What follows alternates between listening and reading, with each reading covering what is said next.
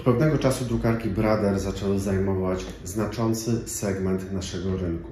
Brother zaczął produkować dobre, kolorowe maszyny laserowe. Nowe drukarki laserowe Brothera zazwyczaj dziś mają gniazdo sieciowe RJ45, mają połączenie Wi-Fi, mają zazwyczaj jakiś fajny wyświetlacz ułatwiający nawigację w czasie obsługi urządzenia. Wasza rola polega na tym, żeby wsadzić papier, podłączyć maszynę do prądu i po prostu drukować. Wraz z ilością wydruków obniża się poziom tonerów, więc co jakiś czas musicie kupić toner Cyan, Magenta, Yellow, Black. Wiadomo, w okresie gwarancyjnym kupujecie oryginały, później szukacie tonerów alternatywnych, które są zamiennikami coraz lepszej jakości. Zazwyczaj po 3-4 wymianach tonerów przychodzi moment, kiedy zużywa Wam się jeszcze coś innego. W tym przypadku mam na myśli piec, fuser, grzejnik, element grzewczy. Element grzewczy to zazwyczaj prosta konstrukcja. Macie dwa rozwiązania. Po pierwsze, możecie kupić drugi zespół grzejny i wymienić go albo samodzielnie, albo przy pomocy serwisu. Druga opcja jest taka,